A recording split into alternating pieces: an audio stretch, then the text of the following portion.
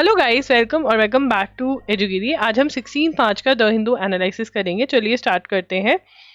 EC रीविजिट्स epic आधार link plan after 2015 halt.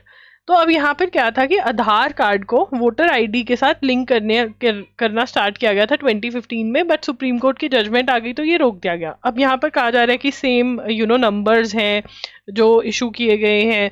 तो अब इसके अंदर वो देख रहे हैं कि क्या दोबारा आधार और जो वोटर आईडी है उसको लिंक कर सकते हैं या नहीं। The move comes close on the heels of the ruling. जब पार्टीज जो हैं वो कह रही हैं कि भैया नंबर जो है एपिक जो है उसके नंबर्स जो हैं वो डिफरेंट होने चाहिए, ठीक है ना। तो यहाँ पे लिख देते हैं EPIC numbers to voters same in same for same, ठीक है ना। एपिक जो है वो सेम है, नंबर सेम है। एपिक क्या है? इलेक्टर फोटो आइडेंटिटी कार्ड, मतलब वोटर आईडी बेसिकली उसको एपिक बोलते हैं, ठीक है ना। उसके ऊपर जो नंबर है वो सेम है, मतलब हरियाणा में जो एक बंदा है उसका number may be West Bengal वाले से मिलता हो। तो ये कह रहे हैं कि ये गलत है। जो इलेक्शन कमीशन है वो कह रहे हैं कि सेम होगा नंबर, क्योंकि हम मैनुअल से ऐड कर रहे थे, ठीक है ना। बट ये नहीं है कि वो जो हरियाणा वाला है वो वेस्ट बंगाल में भी वोट दे देगा, ठीक है ना। इलेक्शन कमीशन ने क्या क्लैरिफिकेशन दी है? Election commission clarified that duplication had occurred due to manual क्योंकि वो अब ये क्या कह रहे थे कि मैनुअली मतलब एक ह्यूमन जो बैठा था वो नंबर दे रहा था। अब वो कह रहे हैं क्योंकि ह्यूमन नंबर दे रहा था तो ये गलती होनी पॉसिबल है, ठीक है। मैनुअल काम हो रहा था, बट अब ये जो है इसको ये चेंज कर देंगे और इसका तरीका जो है वो चेंज करके क्या कर देंगे, एरोनेट डिजिटल प्लेटफॉर्म यूज करेंगे। नाउ क्या यूज करेंगे? Now ERONET digital platform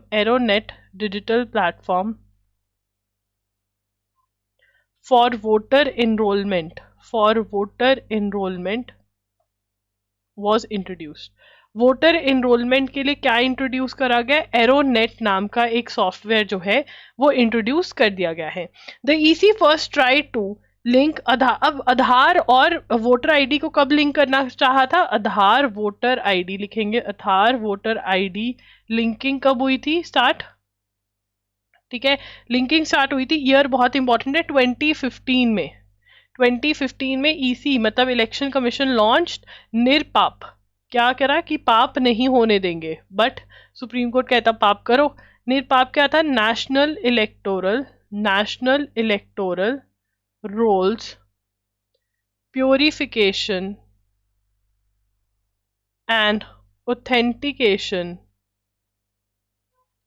programme. अब इलेक्टोरल रोल्स क्या होता है कि भैया जो एक एरिया के अंदर लोग वोट कर पाएंगे वो।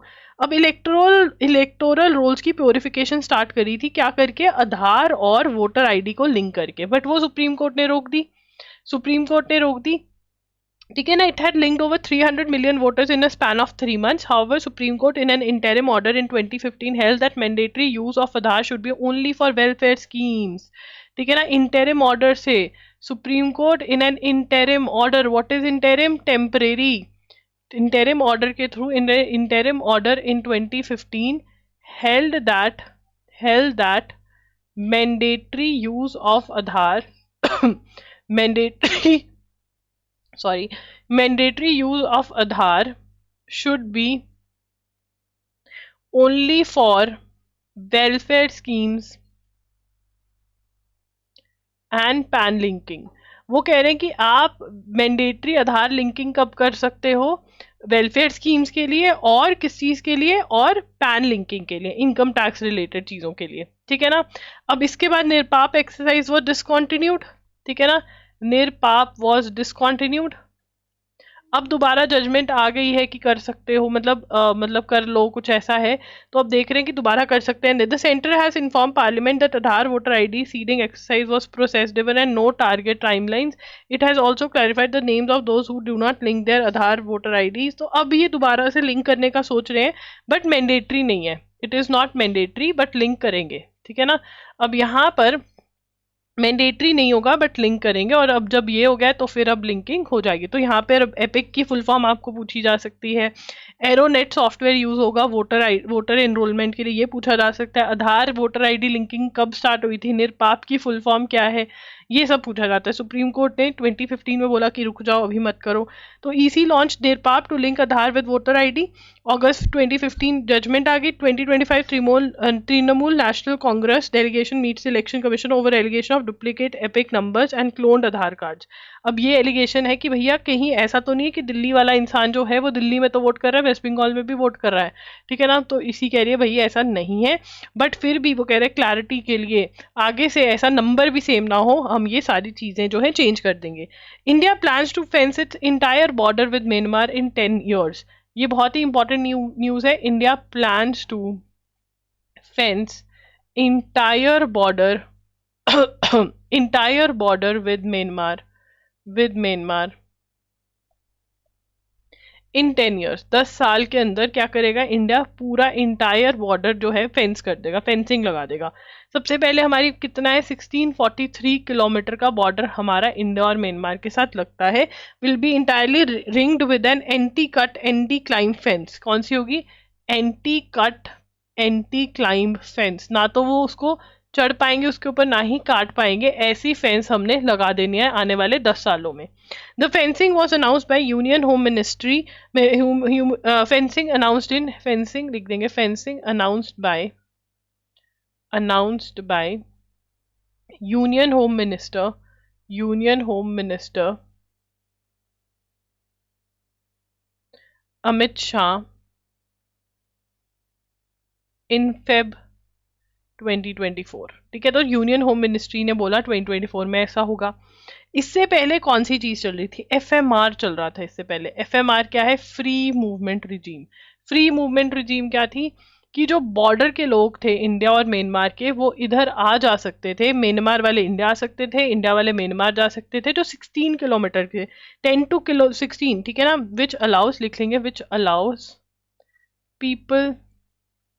India and Myanmar shared an unfenced border which runs, both countries have unique arrangement called FMR which allows people to visit families residing within 10 kilometer on both side of border without visa. आप without visa जा सकते हैं border वाले लोग एक दूसरे की country में। ये चल रहा है, बीच में इसको बंद कर दिया, 16 किलोमीटर वाला था वो बंद कर दिया, अब ये 10 किलोमीटर पे ले आए। पहले क्या था, 16 किलोमीटर फ्री मूवमेंट रिजीम थी। ये जो फंडा है, ये जो अरेंजमेंट है, ये किसके बीच में है, arrangement between India and Myanmar, arrangement between India and Myanmar. ठीक है जी, इंडिया एंड म्यांमार। ठीक है, अब आगे चलेंगे। US planning visa curbs on 41 nations. Trump administration is considering issuing sweeping travel restrictions for citizens of dozens of countries as part of new ban, according to sources familiar with the matter. The memo lists a total 41 countries divided into 3 separate groups. तो यहाँ पे 3 US planning visa curbs on 41 Nations. अब यहाँ पे number बहुत ज्यादा important है, कितने नेशंस पे वीजा कर्व लगा रहे हैं, 41 नेशंस पे, ठीक है ना। और इनको 3 में डिवाइड कर रहा है, divided into 3 groups, divided into 3 separate groups, 3 separate groups में ये डिवाइडेड है, 3 सेपरेट ग्रुप्स में ये डिवाइडेड है। ठीक है, first group is 10 countries including Afghanistan, Iran, Syria, Cuba and North Korea would be set for a full visa suspension। ठीक है, फुल वीजा सस्पेंशन, किन किन कंट्रीज की फुल वीजा सस्पेंशन हो रही है, फुल वीजा सस्पेंशन किस किस को दे रहे हैं, अफगानिस्तान, ईरान, सीरिया, क्यूबा और नॉर्थ कोरिया वालों को फुल वीजा सस्पेंशन। ठीक है ना। सेकेंड ग्रुप जो है, ग्रुप 5 नेशंस का है, वुड फेस पार्शियल सस्पेंशन। ठीक है, partial suspension that would impact tourist and student visa as well as other immigration visa. ठीक है ना, पार्शियल सस्पेंशन। ठीक है, पार्शियल सस्पेंशन में 5 कंट्रीज आ रही है, कौन कौन सी? Eritrea, Haiti, Laos, Myanmar and South Sudan. ठीक है ना। और फिर तीसरी 26 कंट्रीज है, 26 कंट्रीज हैं इसके अंदर। Would be considered for a partial suspension of US visa issuance if there government do not make. ठीक है, 26 कंट्रीज कौन सी हैं? Partial suspension of US visa issuance if government do not make efforts to address deficiency। जो issues हैं, अगर deficiencies को 60 दिनों के अंदर within 60 days नहीं इन्होंने कुछ किया तो क्या होगा? वीजा इशुएंस पे सस्पेंशन लगा देंगे। ये 26 कंट्रीज है और इसमें it includes Pakistan, this includes Pakistan. ठीक है ना, इंक्लूड्स पाकिस्तान। ठीक है ना, तो ये है 41 नेशंस इन टोटल है। ठीक है, पहले वाले में फुल वीजा सस्पेंशन किस किस का हो रहा है? Afghanistan, Iran, Syria, Cuba, north Korea. याद रखना है ये आपको। पार्शियल सस्पेंशन 5 कंट्रीज का हो रहा है, ये भी याद रखनी है। और उसके बाद 26 कंट्रीज पे partial suspension of visa issuance हो सकता है अगर इनकी बात जो कह रहे हैं नहीं मानेंगे 60 डेज के विद इन। और इसके अंदर कौन इंक्लूडेड है? पाकिस्तान इंक्लूडेड है। ये कौन कर रहा है? यूएस से प्लान कर रहा है करने के लिए। ठीक है, उसके बाद blast damages wall of temple in Amritsar. Amritsar में ब्लास्ट हुआ है। Punjab police on Saturday hinted that the involvement of Pakistan inter service intelligence ISI agency in blast that damage the wall of temple in Amritsar. तो अमृतसर के अंदर ब्लास्ट हुआ है, टेम्पल की wall जो है उसको हार्म हुआ है। ठीक है, 2 years after winning the inaugural edition of Women's Premier League, Mumbai Indians added Women's Premier League जो है वो कौन जीता? वुमेन्स प्रीमियर लीग, वुमेन्स का जो IPL है प्रीमियर लीग। ठीक है, वो कौन जीता है? Mumbai Indians from Delhi Capitals. Mumbai Indians one from Delhi Capitals. और वो कहते हैं दिल्ली कैपिटल्स हमेशा फाइनल्स में आता है और हार जाता है। चलो कोई बात नहीं, जीत जाएगा। ठीक है, अब आगे चलेंगे। SpaceX launches new crew to replace NASA stranded astronauts. अब बहुत हमारे दोस्त सुनीता विलियम्स और बुच विल्मोर कब से बैठे हैं बेचारे स्पेस में। ठीक है, बोइंग के स्पेसक्राफ्ट के गए थे, बोइंग खराब हो गया तो अब वो वापस लेकर आ रहे हैं। तो यहाँ पर कौन सी कंपनी ने लॉन्च किया? स्पेसएक्स, एलन मस्क की कंपनी ने। SpaceX launches new crew to replace NASA's stranded astronauts जो वहां पर फंसे हुए हैं। ठीक है ना, इंटरनेशनल स्पेस स्टेशन में। ISS क्या है? International space station. इसकी फुल फॉर्म लिखेंगे अगर आपको नहीं पता है तो, इंटरनेशनल स्पेस स्टेशन। ठीक है ना, आप कौन से फंसे हुए थे? कौन से वो 2 लोग थे जो फंसे हुए थे? बुच विल्मोर कहता और दो तो विल्मोर को कह दिया, बहुत दिन दे दिया। सुनीता विलियम्स। ठीक है ना, ये दोनों अब नीचे आ जाएंगे। ठीक है ना, कौन लेकर आ रहे हैं इनको? कौन से स्पेसक्राफ्ट पे आएंगे? स्पेसएक्स के। ठीक है, कौन से स्पेसक्राफ्ट पे आएंगे? स्पेसएक्स के। गए किस पे थे? बोइंग पे गए थे और उसमें प्रॉब्लम हो गई थी। ठीक है ना, लॉन्च फ्रॉम केप कानवा June 5 सीरीज ऑफ बोइंग। ठीक है ना, वेंट ऑन बोइंग्स। ये इंपॉर्टेंट है, किस पे गए थे? New star liner capsule. ठीक है ना, जून 2024 में गए थे।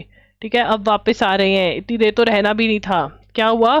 Series of helium leaks and thruster failures. ठीक है ना, setting of months of investigation by NASA and Boeing. तो यहाँ पे इनका हीलियम लीक और थ्रस्टर फेलियर हो गया था। कल्पना चावला वाला जैसा इंसिडेंट दोबारा ना हो जाए तो इन्होंने बुलाया नहीं। चलो ठीक है, जिंदा तो है। ठीक है, Sri Lankan parliament to debate report on unlawful detention torture in 1980।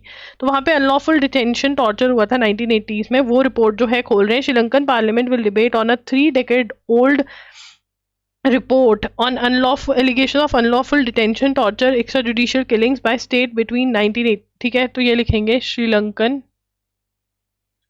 Parliament to debate on to debate report on unlawful detention, torture in 1980s। ठीक है ना, दोबारा से खोल लेंगे। ठीक है, अब ये जो था ठीक है, between 19 the ruling government has said. अब यहाँ पर ambit the report covers the period of second arm insurrection, मतलब जब आप गवर्नमेंट को साइड हटाना चाहते हो, ठीक है, insurrection of Janatha Vimukthi Peramuna, which is chief constituent of NPP coalition, जो कि अभी पावर में है। तो वो खोल रहे हैं कि भैया क्या इन्वेस्टिगेशन हुई थी, क्या क्यों मारा गया था। तो उस टाइम पे कौन सा कमीशन बिठाया गया था, बाटा लैंडा कमीशन, ठीक है ना। तो अब इसके अंदर कहा गया कि government violence committed by the JVP, the then government, violence committed by JVP, ठीक है ना, द देन गवर्नमेंट, तमिलियंस के अगेंस्ट भी वायलेंस हुआ था। तो ये देख रहे हैं दोबारा से, इतना ही हमें पता होना चाहिए। यूएस ने साउथ अफ्रीका के इन्वॉय को एक्सपेल कर दिया। क्यों कहते हैं कि ये ना यूएस को भी हेट करता है और प्रेसिडेंट डोनाल्ड ट्रंप को भी हेट करता है। तो US is expelling South Africa's ambassador to Washington Ebrahim Rasool, ठीक है ना। तो ये असूल से याद हो सकता है कि इब्राहिम बहुत ही असूल वाले हैं, तो आर लगा देंगे, इब्राहिम असूल रसूल, ठीक है। Accusing the envoy of hating the country and president Donald Trump, we have nothing to discuss with him and so he is considered persona non grata, कि हमारे देश में तो नहीं है, एन अनएक्सेप्टेबल और अनवेलकम पर्सन, ठीक है। US expelling South Africa's ambassador, बहुत ही इंपॉर्टेंट क्वेश्चन है कि एम्बेसडर कौन था जिसको एक्सपेल करा जा रहा है। क्या नाम है, इब्राहिम रसूल, क्या नाम है, इब्राहिम रसूल, ठीक है जी। इब्राहिम रसूल क्यों निकाला जा रहा है, ठीक है ना, allegations that he hates USA and president Donald Trump, ठीक है। इसको क्या कंसिडर करें, considered persona non grata. Persona non grata क्या होता है, persona non grata an unacceptable और unwelcome person.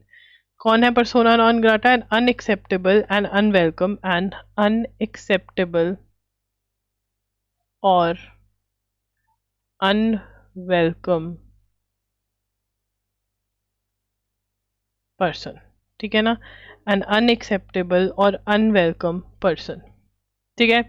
Will release US Israeli hostages only if truce deal is, Hamas क्या कह रहे हैं कि यूएस और यूएस जो सिटीजन, जो यूएस के भी सिटीजन था और इसराइल में रहते थे या कुछ ऐसा सा है जिनका यूएस इसराइल दोनों से लिंक है, वो होस्टेजेस जिनको बंधक बना के लेके गए थे हम, उनको हम तभी छोड़ेंगे अगर आप ट्रूस फाइनल करोगे, कि agreement, cease fire agreement final करोगे, नहीं तो हम नहीं छोड़ेंगे, ठीक है। अब यहाँ पर सेबी के चीफ कौन बन गए हैं, ये हम बहुत बार पढ़ चुके हैं, ठीक है,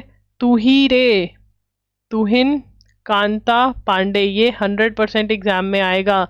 पिछली वाली कौन थी, माधवी पुरी बुच, इनके अगेंस्ट कंप्लेंट हो गया कि भाई 1994 में कोई कंपनी था उसके अंदर कुछ अलग अलग किया था, सेबी कहता भाई हमें भी देने दो, हमें भी टाइम दो रिसर्च करने का, ठीक है। अब स्पेस एक्स के बाद आ गया स्टारलिंक। स्टारलिंक क्या प्रोवाइड करता है, सैटेलाइट वाला इंटरनेट, ठीक है। तो एयरटेल, भारती एयरटेल, तो एयरटेल और एयरटेल एंड जियो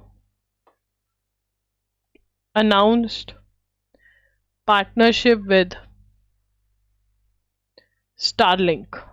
Starlink के साथ पार्टनरशिप इन्होंने अनाउंस कर दिया। Starlink क्या है, सैटेलाइट इंटरनेट, एलन मस्क का सैटेलाइट इंटरनेट, ठीक है। बहुत बार ट्राई किया एलन मस्क ने कि वो इंडिया की मार्केट एंटर कर जाए, बट नहीं कर पाए, फाइनली एंटर कर रहे हैं। मणिपुर में भी इनका कुछ लिंक पाया गया है जो राइट्स वाली जगह है, बट ये मान नहीं रहे हैं।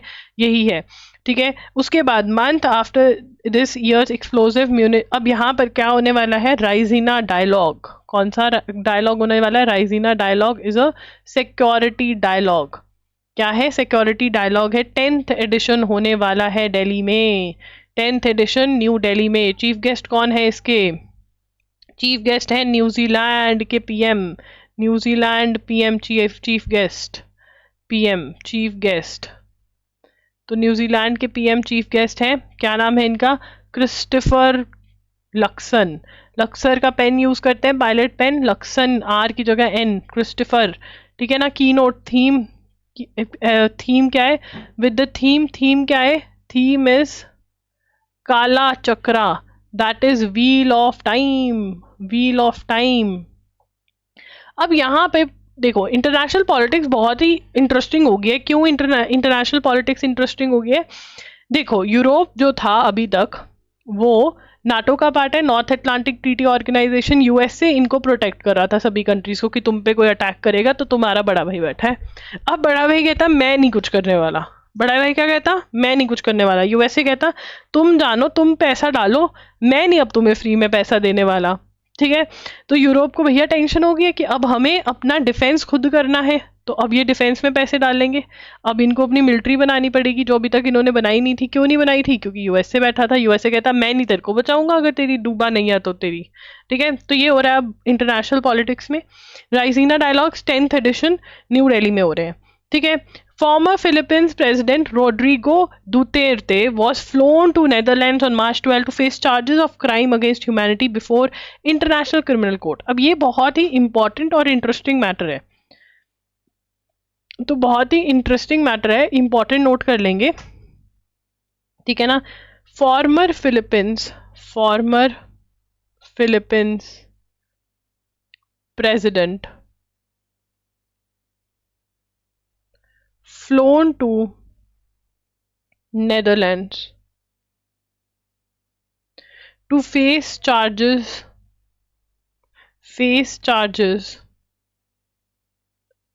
against humanity before ICC. अब सबसे पहले इनका नाम क्या है, ठीक है ना, बहुत ही इंपॉर्टेंट है, ठीक है। नाम है रोड्रिगो दुतेर्ते, ठीक है। टी लिखना है, ड्यू, ठीक है। तो अब इसको लेके गए हैं Netherlands, ICC, that is international criminal court. International criminal court क्यों लेके गए इंटरनेशनल क्रिमिनल कोर्ट के अंदर? For his deadly role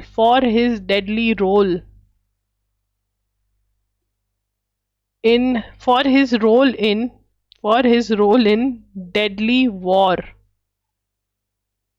in drugs. तो ड्रग्स के अगेंस्ट वॉर के अंदर इसने अराउंड 30,000 लोग मार दिए और इसका टेन्योर क्या था? As a mayor and president. इसका टेन्योर क्या रहा? As a mayor and president. इसने कितने लोगों को मार दिया ड्रग्स के उसमें कि हाँ ड्रग्स का हम खत्म कर रहे हैं? 30,000 लोगों को, ठीक है ना। तो अब यहाँ पर आईसीसी वालों ने इसको बुला लिया है, इसके अगेंस्ट एक्शन लिया जाएगा। Despite this the court lakhs enforcement. वो कहते हैं कि इनको वारंट इशू करने में स्टेट जो कंट्री की गवर्नमेंट है उसका हेल्प लेना चाहिए, ठीक है। अब यहाँ पर फिलीपींस जो है, मिस्टर दुतेर्ते विड्रू, ठीक है। Mister Duterte withdrew the Philippines from ICC's jurisdiction in 2019। 2019 में उसने आईसीसी की जुरिस्डिक्शन में से निकाल दिया, बट फिर भी, ठीक है। Prosecutor argue they retained authority to investigate. Prosecutors लिखेंगे, प्रोसिक्यूटर्स से दे कैन इन्वेस्टिगेट। वो कह रहे हैं इवन दो फिलीपींस निकल गया था, दे कैन स्टिल इन्वेस्टिगेट ये वाला केस। तो अब इसको बुला लिया वहाँ पर, ठीक है, ले आए हैं, ठीक है। Philippines withdraw from Rome statute in 2023 हो गया, ये हमें इतना ही पता होना चाहिए। तो रोम स्टैचू जो है, कितनी सिग्नेटरीज है इसके, कितने लोगों ने इसको सिग्नेचर किया हुआ है? 125 सिग्नेटरी स्टेट्स, 125 सिग्नेटरी स्टेट्स हैं भैया इसके। This is very important. Why has India got another tiger reserve? India ने एक और टाइगर रिजर्व आ गया है। This is very very important, बहुत ही इंपॉर्टेंट। कौन सा टाइगर रिजर्व आ गया है? Environment minister Bhupender Yadav announce that the centre has declared the Madhav national park in Madhya Pradesh as the country's 58th tiger reserve. क्या है? Madhav national park in Madhya Pradesh as country's 58th tiger reserve. अब यहाँ पे क्वेश्चन क्या बन सकता है? क्वेश्चन ही क्वेश्चन है, क्वेश्चन ही क्वेश्चन है। ठीक है, कौन सा टाइगर रिजर्व बोल रहे हैं? Madhav national park. कहाँ पर? मध्य प्रदेश में। ठीक है ना। 58 टाइगर रिजर्व बन गए, तीनों में से क्वेश्चन बनेगा। This is the 9th tiger reserve in the state. 9th tiger reserve, 9th tiger reserve in the state. ये 9वां टाइगर रिजर्व है स्टेट में, 9th tiger reserve in the state. ठीक है, हाईएस्ट अमंग ऑल। ठीक है, अब यहाँ पर बता रहे किसमें कितना है। महाराष्ट्र में 6 है, राजस्थान, तमिलनाडु और कर्नाटका में 5 है। ठीक है, सबसे ज्यादा हाईएस्ट। अब क्वेश्चन ये भी बन सकता है, highest number of tiger reserves कहाँ पर है, कौन सी स्टेट में है? मध्य प्रदेश में है। ठीक है, उसके बाद फॉलोइंग, अब यहाँ पर ये बता रहे हैं कि कैसे टाइगर को प्रिजर्व करने के लिए, टाइगर को प्रोटेक्ट करने के लिए कौन सा प्रोजेक्ट लेकर आए? Project tiger. प्रोजेक्ट टाइगर कब आया? प्रोजेक्ट टाइगर 1 अप्रैल 1973 में आया। ठीक है ना।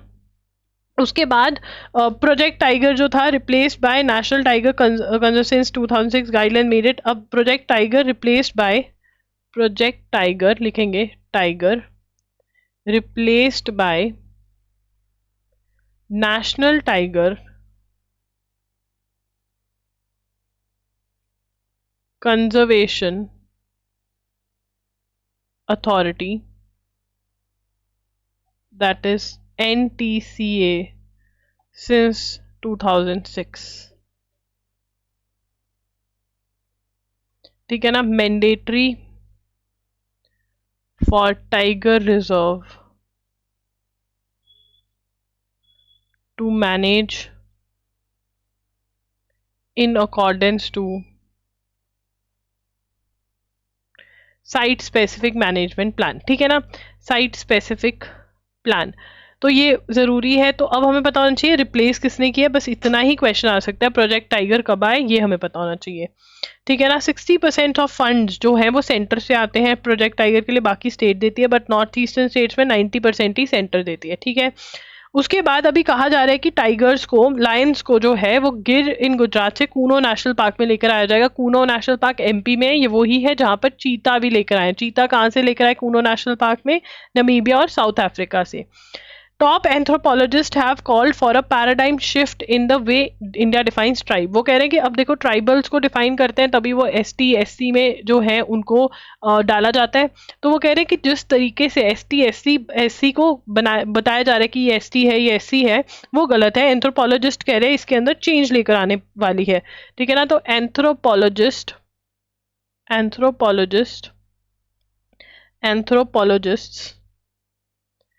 have called for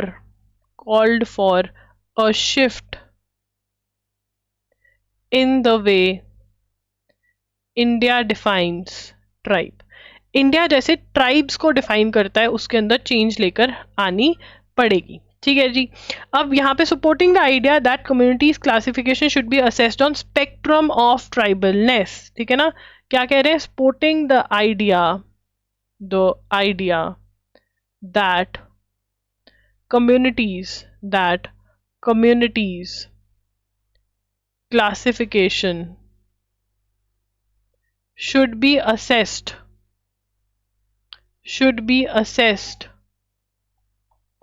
on a spectrum of tribalness, spectrum of tribalness, वो क्या कह रहे हैं कि spectrum of tribalness rather than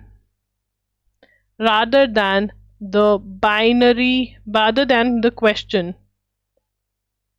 of of whether or not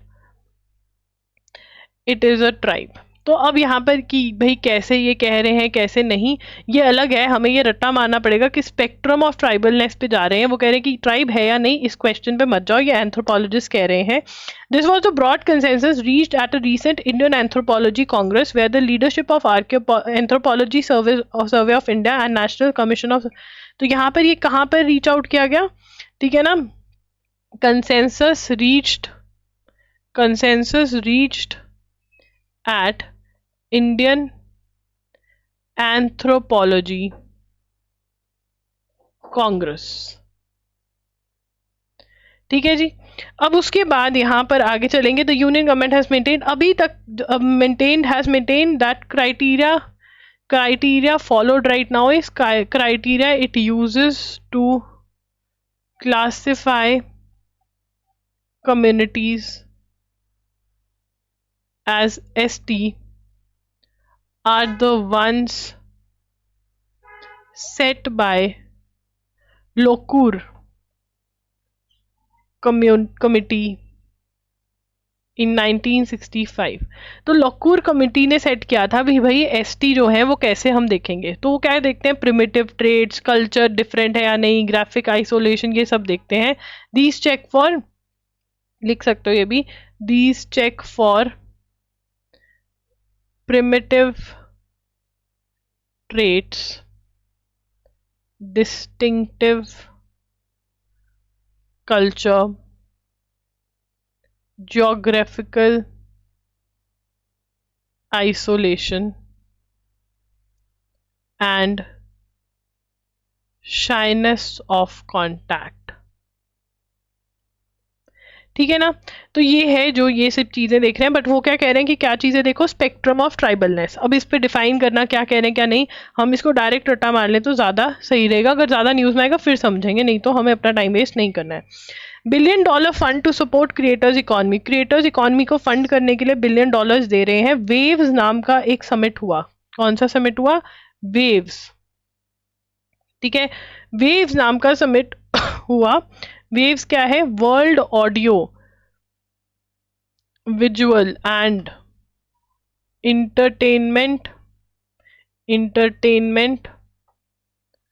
summit 2025. ये कहाँ पर होने वाला है, मुंबई में होने वाला है, मई के अंदर. मुंबई में होने वाला है मई के अंदर. ठीक है ना. अब इसके अंदर गवर्नमेंट क्या करने वाली है, serve as a vital platform for collaboration for media and entertainment. ठीक है ना, ये कर रहे हैं ये. तो मुंबई में होने वाला है. This is very important. Waves की फुल फॉर्म भी बहुत ज़्यादा ज़रूरी है. उसके बाद फ्रांस के साथ हमारा रफेल के 26 रफेल्स लेने, हमको स्कॉर्पियन क्लास कन्वेंशनल सबमरीन 3 और लेनी है. उसकी हम कैबिनेट अप्रूवल की वेट करें, कैबिनेट कमिटी ऑन सिक्योरिटी के अप्रूवल की. जैसी हो जाएगी हम नोट्स में ऐड कर लेंगे. तो loggery.in पर आप जा सकते हैं अगर आपको मॉक टेस्ट खरीदने हैं. CUT, LLM और क्राइस्ट यूनिवर्सिटी के अभी रिसेंटली ऐड हुए हैं एंड NLSAT के मॉक टेस्ट भी लाइव हो चुके हैं. तो आप ये मॉक्स खरीद सकते हैं. PU के मॉक टेस्ट 5 ईयर 3 ईयर के, CUT UG PG के मॉक टेस्ट लाइव हो रखे हैं. MHCT 3 years एंड 5 years के मॉक टेस्ट लाइव हो रखे हैं. जामिया AMU के मॉक टेस्ट ये सारे के सारे लाइव हो रखे हैं. आपको सबके लिंक्स loggery.in पे क्लिक करोगे तभी मिल जाएंगे. करंट अफेयर्स के स्टडी मटेरियल के अंदर फरवरी के MCQs लाइव हो रखे हैं. बाकी सारे MCQs भी जल्द आपको देखने को मिल जाएंगे. एंड जनवरी 2024 से लेकर जनवरी 2025 के जो वीडियो लेक्चर्स हैं वो भी लाइव हो रखे हैं. आप बंडल्स भी खरीद सकते हैं. ये सारी ऑफर्स आपको करंट अफेयर्स की loggery.in पर दिख जाती हैं. राइट. अगर आप अभी आपने जनवरी से लेकर जून तक कोई भी एग्जाम देना है तो जून 2024 से लेकर दिसंबर 2024 का बंडल जरूर खरीदें. इससे आपकी करंट अफेयर्स में बहुत हेल्प होगी. अगर आपने रिविजन नहीं करा है है, अगर आपको चीज़ें समझ नहीं आ रही है तो यहाँ से रिविजन भी हो जाएगा, फ्रॉम जीरो भी आप पढ़ पाओगे। मैंने ऐसे पढ़ा है, इसके अंदर 7 to 8 आवर्स के लेक्चर्स है जिसमें फुल मंथ आपका कवर हो जाता है। जनवरी 2025 आपको अलग से बाय करना पड़ेगा। इन सभी के MCQs भी अवेलेबल है, करंट आप चेक कर सकते हैं logri.in पर, राइट। एंड इंडियन कॉन्स्टिट्यूशन का हमारे पास कोर्स भी है, उसका भी लिंक आपको logri.in पर मिल जाएगा। एंड NL-SAT का भी आंसर राइटिंग कोर्स है, वो भी आप खरीद सकते हैं, अगेन logri.in पर लिंक मिल जाता है। Thank you for watching the video. अगर आपको वीडियो अच्छी लगी हो तो ज़रूर लाइक कर देना, कॉमेंट कर देना कि वीडियो कैसी लगी। एंड यस, आज के क्वेश्चन के बारे में बात करते हैं। Who is the new chairman of SEBI? SEBI के न्यू चेयरमैन का नाम बता दीजिए। ठीक है, ये आपका क्वेश्चन है, कमेंट्स में ज़रूर बताना। Bye bye, take care.